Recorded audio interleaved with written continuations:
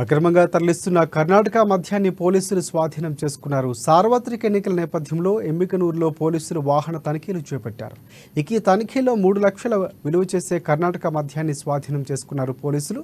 అక్రమంగా మద్యం తరలించే వారిపై కఠిన చర్యలు తీసుకుంటామని హెచ్చరించారు పోలీసులు.